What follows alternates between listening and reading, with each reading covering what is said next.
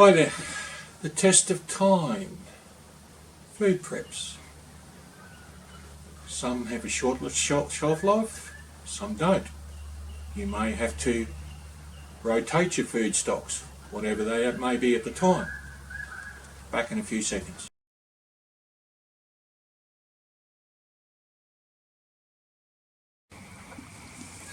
Hello viewers. The test of time. Prepping. Food preps. Don't look too bad myself. Actually, a few grey hairs, a few broken bits, but still walking and talking in my early 60s. Food prepping. On my YouTube about 5 years ago, it's on my playlist of food preservation. I did a video on preserving for long storage certain types of food. One of the topics in that particular video was grains, different types of grains. This is just an update.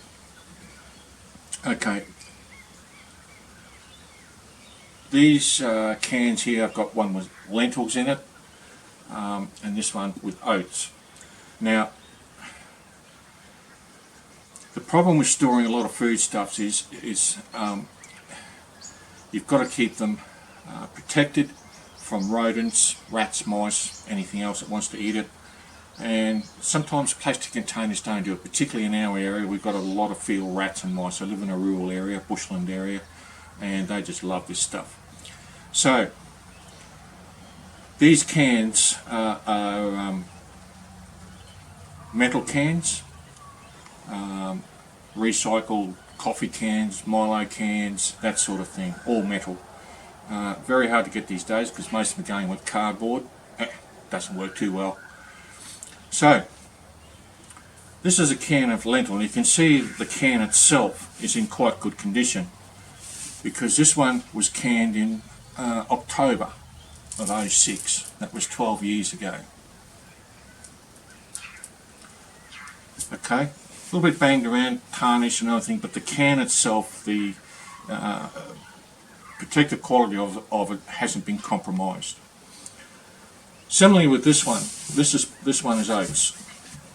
This one was canned in the middle of 2008. This one's got oats in it.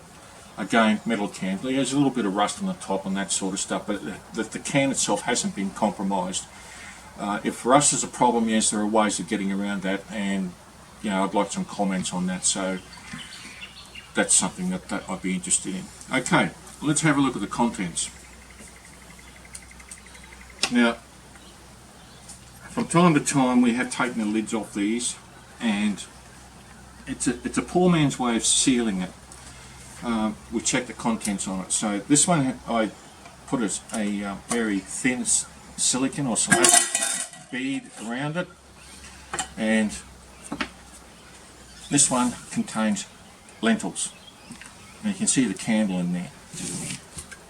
I'll just go over that again. The grain, when we put it in there, a lot of it is subject to weevils, cupboard moth, that sort of thing, particularly if you buy it in bulk and it comes from overseas, it gets into it from warehouses and yada yada yada. We have lost stuff that we've vacuum packed because particularly cupboard moth maggots, they just eat through that stuff like Swiss cheese. This one here, we'll look at the quality of the grain, bearing in mind that it's 12 years old. Okay, I've just taken some off the top and have a quick look through that. There's no sign of any insect damage, there's no mould or anything else growing in there. It's in good condition, so that's quite edible. Very good for stews and soups and that sort of thing. Pop that back in there. I'll have to light the candle up later and seal it. And the way we sealed it was, when you put it in there, just a tea candle or even just a normal candle, light it up, put it in there, slam the lid on it quickly because the lid does get hot. That burns up all the oxygen in there, gives carbon dioxide out, and virtually nothing can live in it. also keeps the moisture out. There are different ways. I've heard people talk about putting dry ice in there, nitrogen filling and carbon dioxide and so on like that. The thing is that when you put gas in there, it's got to displace the air in there, so you've got to rig up some sort of valve system. That can be more complicated. Okay, that's that one. That's the lentils. What we've got here, I'll just push this out of the way. Oats. Now, oats typically are regarded as a breakfast cereal, but you can use it as a filler in stews and soups and things like that. Okay, let's have a look. There's the candle we used. And this one, yep, had a bit of elastic around it.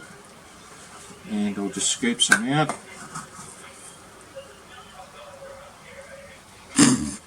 Put it on this one just for a bit of colour contrast and so you can see it better. And you can see they're rolled oats and there's nothing living in there. There's no sign of any degradation by weevils, insects or anything like that, no mould or anything like that. The question I ask is, and people may ask me, is what's the nutritional value after storing stuff for so long? To be honest, I don't know. Maybe somebody can enlighten me on that. So that's just a quick one. Got to light those candles up again and seal it. On my YouTube I do a lot of wildlife study, photos and that sort of stuff. That's another topic I'll touch on later. I'm also a storm chaser. That's another topic I'll chase up later as part of prepper skills and that sort of thing. Things I've learned over the years. So that was just an update. Around about 10-year mark, 12-year mark, those grains are still fine, in perfect condition. Nutritional value, well, you tell me. Thank you folks, I'll catch you later.